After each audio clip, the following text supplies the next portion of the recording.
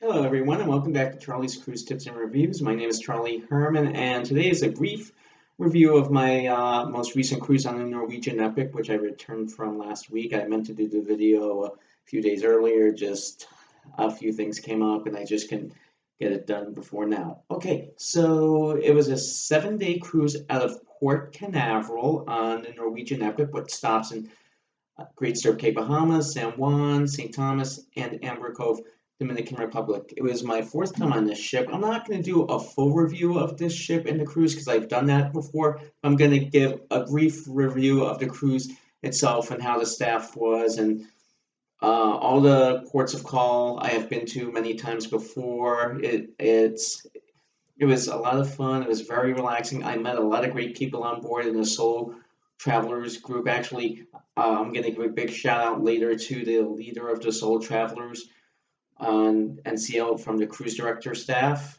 I'm going to give a shout out to them later. So first and foremost, it was a 7-day cruise out of Port Canaveral. Now I'm going to do a separate video on this later because I found out the hard way how much more traveling solo out of Port Canaveral is out than out of Miami. But as I said, that'll be a separate video at a separate time. So we cruised out of Port Canaveral on Sunday, March 3rd. We had beautiful weather the whole cruise. The only time it rained was sadly during the sail away party, but if that's the only rain you have the entire cruise in the 7 days, you'll take it. So we went.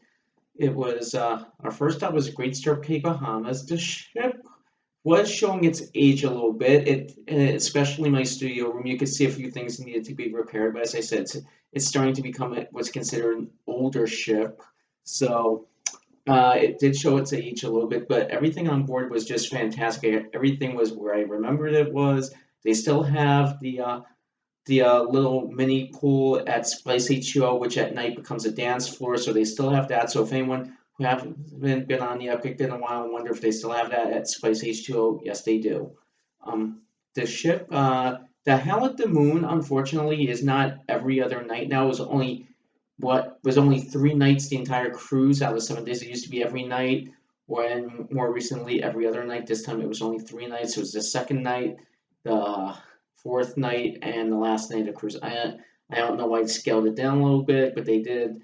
The glow party was fun as it always was, but as I said many times, they always play the same type of music. It's more of a house, trance, club type music. If you went to a dance club, the type of music you would hear today, it's more contemporary. It's not like how the White Hot Party used to be, where it was every type of music from every genre and basically every type of music there was, where it was rock and roll, dance, a little bit of hip hop, rap.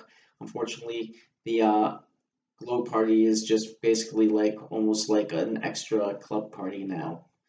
Okay, so the 80s party was probably the best party on board this ship. Everyone was out there. I was at Spice H2O. It was a beautiful night. We were all singing, dancing. They were playing a lot of Bon Jovi, a lot of Journey, a lot of Cyndi Lauper. It was a lot of fun.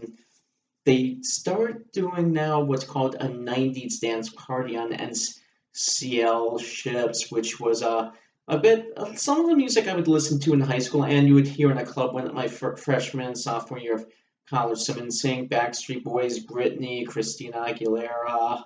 So that was a bit fun, but it's not my favorite party out there. That wasn't really my type of music. The next thing I want to talk about is how the solo travelers group. It was so much fun on this ship.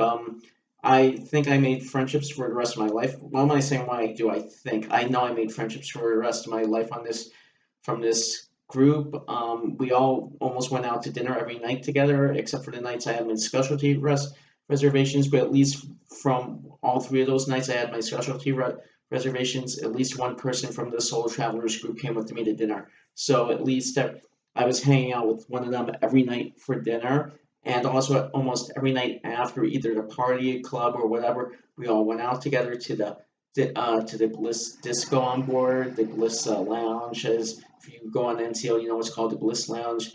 We were hanging out every night together. Some of us actually we would have free dinner drinks together. We'd all sit together at the same dinner table when we did go dinner together. So it was a lot of fun, and I want to give a big shout out to Reza for that, who was the leader of the Soul Travelers group from the NCL cruise director staff on board here. She did a wonderful job, and if you do sail anytime soon on the Norwegian Epic as a solo, if she's your solo host, you're gonna have a wonderful time, and tell her I said hi as well.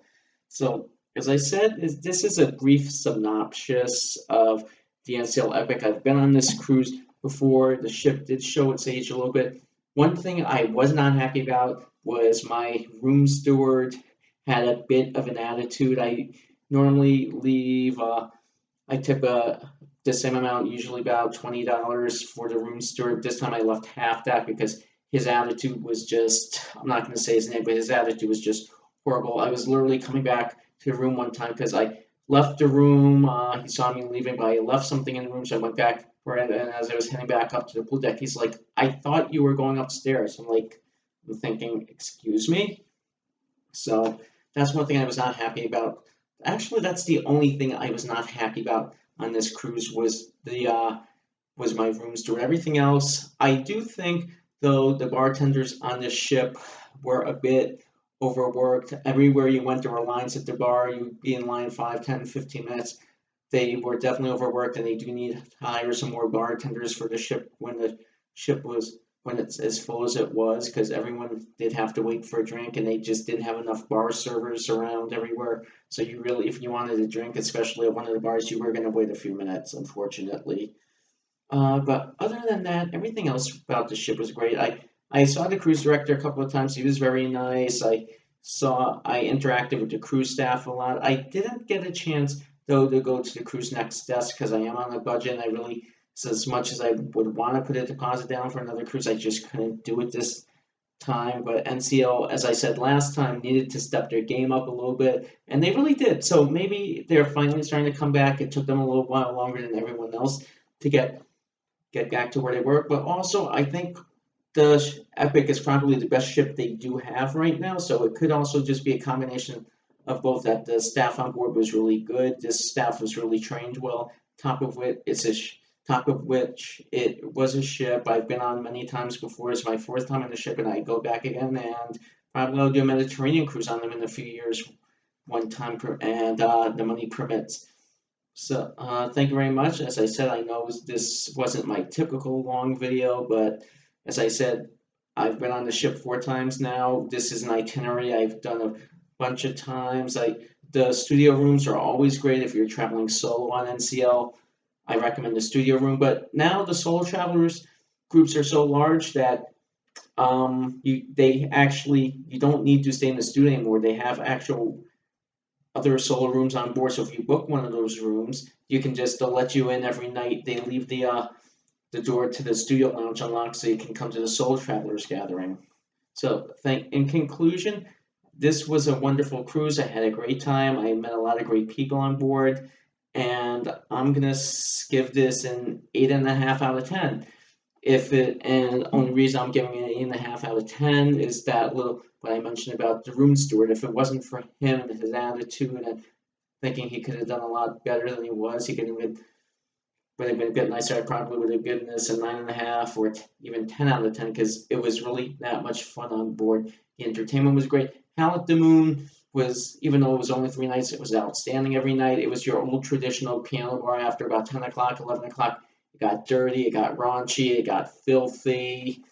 And in conclusion, I just think this was a wonderful cruise, and thank you very much for watching. Remember, be a cruiser. Thank you, and good night.